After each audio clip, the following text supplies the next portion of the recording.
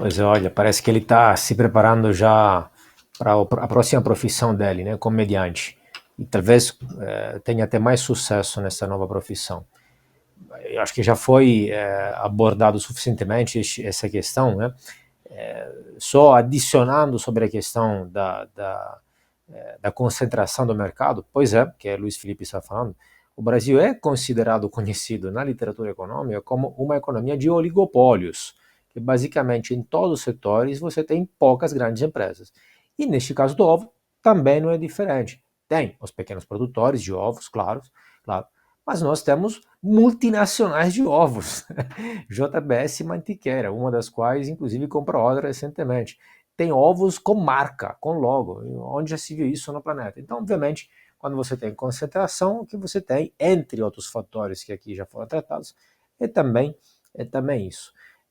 Então, me parece que realmente a questão fiscal demonstra isso que o Lobato está falando, só que é muito indireto, né? Então é muito difícil para quem não estuda economia entender que as causas do preço do ovo derivem da questão fiscal. Há muitas passagens aí que, obviamente, precisam ser explicadas, não são tão intuitivas.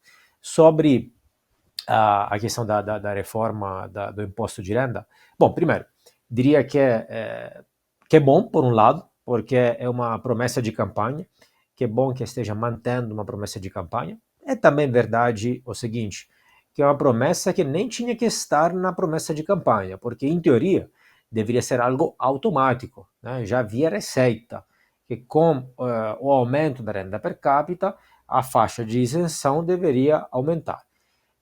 Também que é bom que essa promessa de campanha esteja sendo cumprida, visto que outras promessas não foram cumpridas, por exemplo, aquela dos sigilos. Mas aí vai, obviamente, a questão econômica, porque se por um lado é até bem-vindo cortar impostos das pessoas dos mais pobres, que recebem menos dinheiro, etc. E tal, obviamente vão ter que aumentar os impostos para outras pessoas, por quê?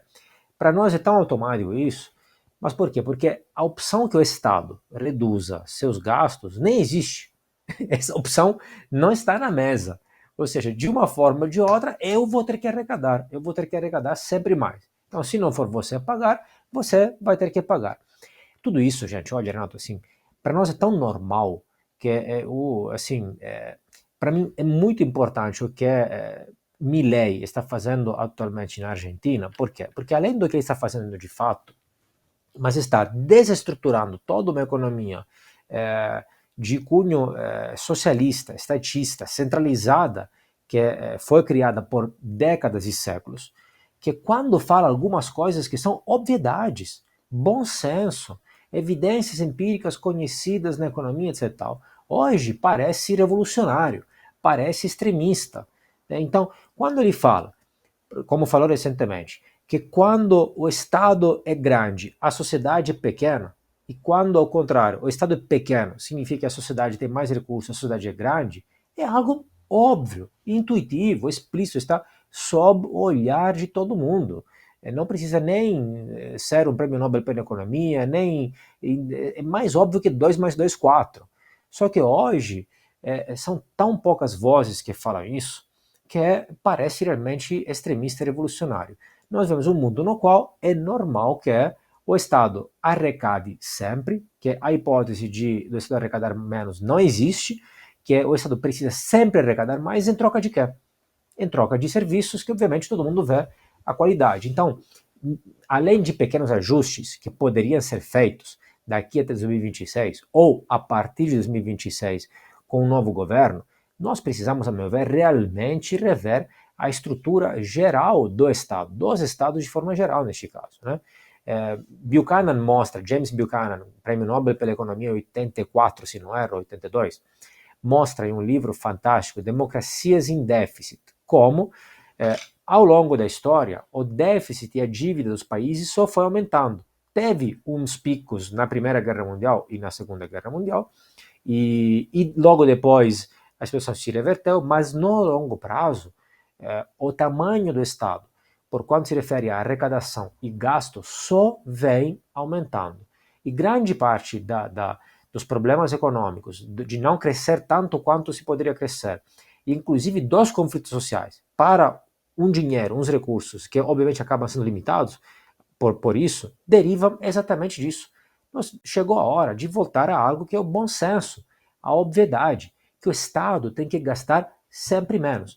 Assim como, em teoria, e fecho, tinha uma regra que se tem da isenção da isenção por faixa de renda aumentar automaticamente ao aumentar da renda per capita, deveria ter uma regra de diminuição do gasto do Estado automaticamente também. Porque se realmente, com mil aspas, o Estado serve para ajudar os últimos da sociedade, como alguns gostam de se iludir que seja, então o que acontece? Na medida na qual você ajuda essas pessoas, você deve criar um programa de saída para elas, para que elas precisem sempre menos do Estado e não sempre mais. Essa estrutura não há. Toda a estrutura de incentivos, tanto no Brasil quanto em outros países, neste caso, é para que o Estado cresça e cresça sempre mais. Então, se nós vamos ajustar, com um pequeno ajuste aqui, outro tecnicismo ali, outro detalhe ali, nós estaremos sempre numa defensiva correndo atrás da solução real, que é agir na raiz e revirar aos avessos o Estado, esse tendente crescimento do Estado infinito.